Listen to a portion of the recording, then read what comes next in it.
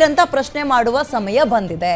ವಸತಿ ಇಲಾಖೆಯಲ್ಲಿ ಯೋಜನೆಯನ್ನ ಪಡೆದುಕೊಳ್ಳೋಕೆ ಬಡಬಗ್ಗರು ತಮ್ಮ ರಕ್ತವನ್ನ ಬಸಿದು ಲಂಚವನ್ನ ಕೊಟ್ಟು ಒಂದು ಮನೆಯನ್ನ ಪಡೆದುಕೊಳ್ಳಬೇಕಾಗಿರುವ ಅನಿವಾರ್ಯತೆ ಬಂದಿದೆಯಂತೆ. ವಸತಿ ಇಲಾಖೆಯಲ್ಲಿ ಬ್ರಹ್ಮಾಂಡ ಭ್ರಷ್ಟಾಚಾರ ಆಗಿದೆಯಂತೆ. ಈ ಎಲ್ಲ ಆರೋಪವನ್ನ ಮಾಡ್ತಾ ಇರೋದು ವಿರೋಧ ಪಕ್ಷದಲ್ಲಿ ಕೂತಿರುವಂತವರು ಅಲ್ಲ, ಹಾದಿ ಬೀದಿಯಲ್ಲಿ ಓಡಾಡ್ತಾ ಇರುವಂತವರು ಕೂಡ ಅಲ್ಲ. ಕಾಂಗ್ರೆಸ್ನ ಶಾಸಕ ಸೀನಿಯರ್ ಮೋಸ್ಟ್ ಲೀಡರ್ ಒಬ್ರು ಈ ಆರೋಪವನ್ನು ಮಾಡಿದ್ದಾರೆ, BR ಪಾಟೀಲ್ ಅವರು.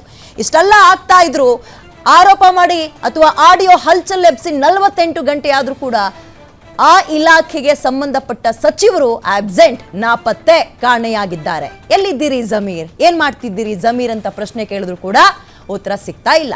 48 ಗಂಟೆಯಿಂದ ಆಡಿಯೋ ಹಲ್ಚಲ್ ಎಬ್ಬಿಸ್ತಾ ಇದೆ. ಹಾಗಾದ್ರೆ ಏನಾಗ್ತಾ ಇದೆ? ಕಾಂಗ್ರೆಸ್ ಇದನ್ನ ಹೇಗೆ ಸಮರ್ಥಿಸಿಕೊಳ್ಳುತ್ತೆ? ಬಿಜೆಪಿ ಮತ್ತು JDS ಒಟ್ಟಾಗಿ ರಾಜೀನಾಮೆ ಕೊಡ್ಲೇಬೇಕು ಅಂತ ಪಟ್ಟು ಹಿಡಿದಿವೆ. ಹಾಗಾದ್ರೆ ರಾಜೀನಾಮೆಯನ್ನ ಜಮೀರ್ ಕೊಡ್ತಾರಾ? ಸಿದ್ದರಾಮಯ್ಯ ರಾಜೀನಾಮೆಯನ್ನ ಜಮೀರ್ ಅವರ ಬಳಿ ಸೈನ್ ಹಾಕಿಸ್ಕೊಳ್ತಾರ ರಾಜೀನಾಮೆಗೆ? ಇದ್ರ ಬಗ್ಗೆ ಚರ್ಚೆಯನ್ನ ಮಾಡ್ತಾ ಹೋಗೋಣ. ಇದೆ ಹೊತ್ತಿನ ವಿಶೇಷ. ಏನಾಗಿದೆ ಹಗರಣ? ಎಸ್, ವಸತಿ ಮನಿ ಬಾಂಬ್. ಜಮೀರ್ ಎಲ್ಲಿದ್ದೀರಿ? ನಾನು ವಿದ್ಯಾ ಮಲ್ನಾಡ್.